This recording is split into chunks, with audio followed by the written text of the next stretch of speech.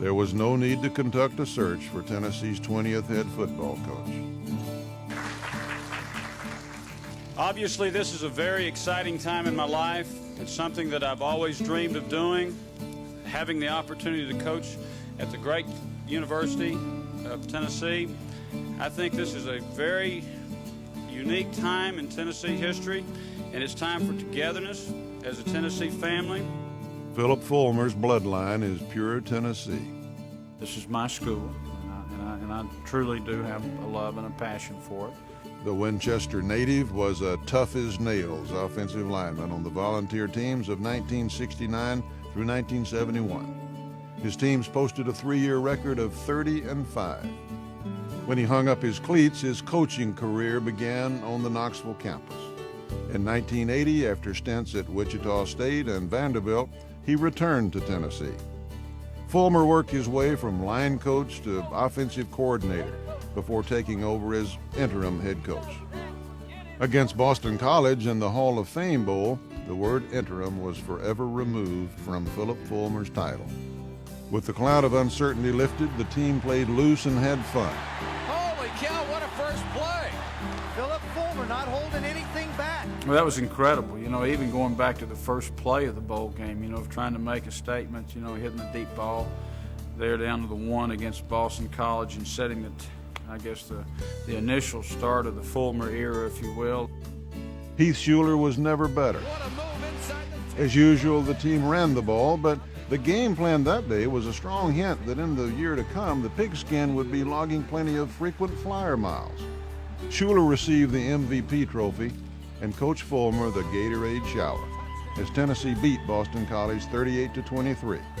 The Fulmer era was off and running. The momentum was built back up once again. I think that's what took it forward. You know, that flag that we were carrying, these guys are taking that flag and carrying it on. With Phillip Fulmer at the helm, longtime assistant coach David Cutcliffe was promoted to offensive coordinator. Cutcliffe had coached quarterbacks for 3 seasons, and Heath Shuler's boundless abilities were enticing to the man now in charge of drawing up plays. We had an offense. It wasn't out there to move the ball. It was out there to score every play. I mean, that was the approach that we took, and we did, you know, a lot. You know, we had a lot of big plays. I guess it was probably one of the most multi-set teams. We could run the 5 wide receivers in the game, and the very next play run the option. Tennessee opened the 1993 season at home against Louisiana Tech. The new offensive style did not go unnoticed by the Texans. Junior Heath Shuler fired 3 touchdowns, and the Vols roared to a 50-0 opening night lead. The following week, a much-anticipated quarterback showdown pitted Heath Shuler against Georgia's Eric Zier. It was the Heath Shuler show from the start. Back to throw Shuler, set up a screen, pulled down by Fleming, 20. Touchdown, Tennessee! It was the first time that we had a chance to see all of the talent. You know, you had Charlie Garner and Aaron Hayden and James Stewart on offense with Heath Shuler as quarterback, myself and Craig Faulkner out there at receiver. And they had Robert Edwards out there, they had Terrell Davis out there, and we look back on that game to see all of the talent that was just on the field that day. The strong-arm quarterback led Tennessee to a 21-6 lead, and Corey Fleming was his favorite target. Throws the alley-oop into the end zone. Give him 6. Charlie Garner did his part as well, outshining his counterpart, Terrell Davis. As for Zier, the Tennessee defense held Georgia's passing attack to a measly 114 yards. Long pass downfield is intercepted. Intercepted. Tennessee annihilated the Dogs 38-6. In that era, Tennessee players were judged most by what they did on the 3rd Saturday in October. In 1993, the Volunteers ended a frustrating 7-year victory run by the hated Crimson Tide. Heath Shuler lit the fuse in this explosive game. Here's Shuler to throw the ball deep down into the end zone. The pass is going to be touchdown, Big Orange! Tennessee's offense was stymied in the second half, but John Bexford nailed this field goal to give the Vols a 1-point lead. God! With the weight of the world resting on every play, Charlie Garner broke free. 35-40, 45-50, 45-40, 35-30, 25-20, 15-10, 5, 4, 3, 2, 1. Give him 6. Touchdown, Big Orange! Tennessee stretched the lead to 17-9 with the clock on its side. Alabama had to score a touchdown and a 2-point conversion to tie, and that's just what it did. It was a disappointing game for the Volunteers, but the Alabama winning streak was over.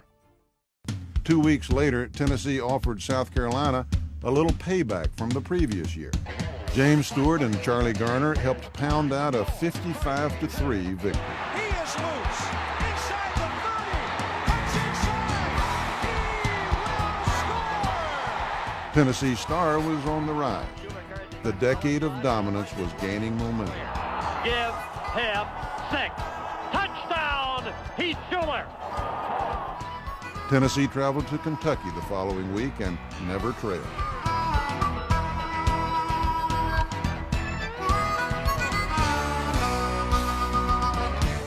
Charlie Garner ran over, around, and through the Wildcats for 186 yards. 48-0 was the final damage. Volunteers running to the left side. Touchdown, James Stewart! In the regular season finale, Tennessee beat Vanderbilt 62-14. It was the last time the Volunteers would play a game at home on artificial turf. Give to Garner, starts right, cuts left. 5, 4, 3, 2, 1, what else? Touchdown, Tennessee! Afterwards, the Vols accepted a bid to play Penn State in the Citrus Bowl. The talk during the preparation for the game swirled around Heath Schuler's future. The junior quarterback had to decide whether to return for his senior season or declare for the upcoming NFL draft. The press couldn't wait for the answer, and the madness in Orlando was stifling and distracting. On January the 1st, 1994, Tennessee jumped on Penn State for a 10-0 lead. But the Nittany Lions overpowered the Vols for 3 quarters to win 31-13. For fans, the question remained, what would Heath do? Phillip Fulmer had another question. Why did his team get physically whipped? One man had the answer.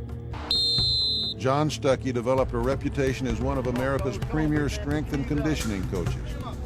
Now hired to beef up the Vols, he was given carte blanche by Phillip Fulmer to do whatever it would take to ensure Tennessee could stand toe-to-toe with college football's elite.